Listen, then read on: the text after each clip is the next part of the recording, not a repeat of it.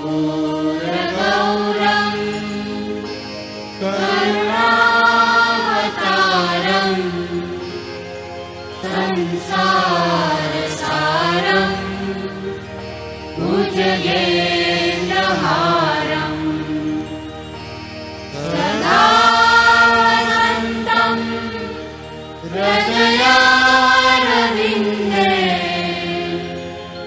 भवं भवानी सहितं नमामि। बेल के पेड़ की पत्तियों को बेलपत्र कहते हैं। बेलपत्र में 3 पत्तियां एक साथ जुड़ी होती हैं, लेकिन इन्हें एक ही पत्ती मानते हैं। शिवलिंग पर बेलपत्र अर्पित करने से महादेव प्रसन्न होते हैं। मान्यता है कि शिव की उपासना बिना बेलपत्र के पूरी नहीं होती। अगर आप भी देवों के देव महादेव की विशेष कृपा पाना चाहते हैं तो बेलपत्र के महत्व को समझना बेहद आवश्यक है। भगवान शंकर को बेलपत्र बेहद प्रिय हैं। भांग, धतूरा और बिल्व पत्र से प्रसन्न होने वाले केवल शिव ही हैं। सावन में बेलपत्रों से विशेष रूप से शिव जी की पूजा की जाती है। 3 पत्तियों वाले बेलपत्र आसानी से उपलब्ध हो जाते हैं, किंतु कुछ ऐसे बिल्व पत्र भी होते हैं जो दुर्लभ पर चमत्कारिक और अद्भुत होते हैं। ग्रंथों में बिल्वपत्र के वृक्ष को श्री वृक्ष भी कहा जाता है। इसे शिवद्रुम भी कहते हैं।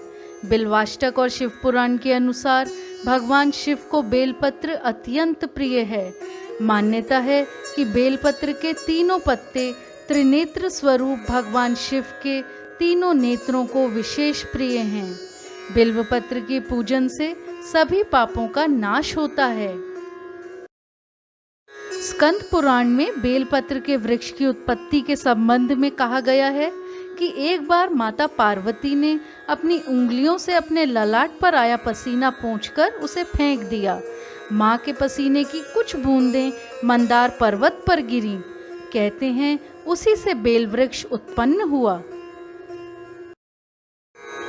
शास्त्रों के अनुसार इस वृक्ष की जड़ों में माँ गिरजा, तने में माँ महेश्वरी, इसकी शाखाओं में माँ दक्षयायनी, बेलपत्र की पत्तियों में माँ पार्वती, इसके फूलों में माँ गौरी और बेलपत्र के फलों में माँ कात्यायनी का वास है।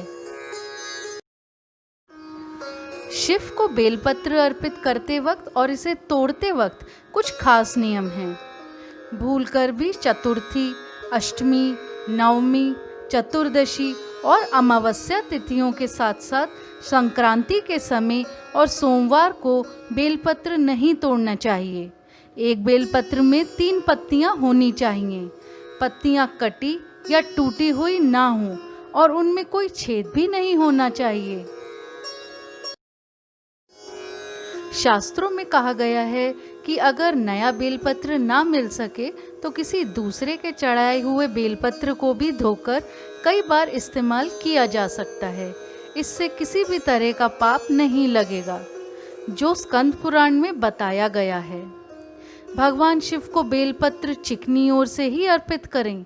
शिव जी को बेलपत्र अर्पित करते समय साथ ही में जल की धारा जरूर चढ़ाएं। बिना जल के बेलपत्र अर्पित नहीं करना चाहिए।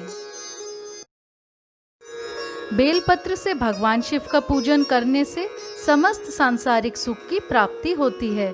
धन संपत्ति की कभी भी कमी नहीं होती है। अगर बेलपत्र पर ओम नमः शिवाय या राम राम लिखकर उसे भगवान भोलेनाथ पर अर्पित किया जाए तो यह बहुत ही पुण्यदायक होता है। शास्त्रों के अनुसार रविवार के दिन बेलपत्र का पूजन करने से समस्त पापों का नाश होता है। तृतीया तिथि के स्वामी देवताओं के कोषाध्यक्ष एवं भगवान भोलेनाथ के प्रिय कुबेर जी हैं। तृतीया तारीख को बेलपत्र चढ़ाकर कुबेर जी की पूजा करने से, उनके मंत्र का जाप करने से अतुल्य ऐश्वर्य की प्राप्ति होती है। और अगर कुबेर जी की पूजा बेल के वृक्ष के नीचे बैठकर अथवा शिव मंदिर में की जाए तो पीढ़ियों तक धन की कोई भी कमी नहीं रहती है। भगवान शंकर को बिल्व पत्र अर्पित करने से मनुष्य की सर्व कार्य व मनोकामना सिद्ध होती हैं।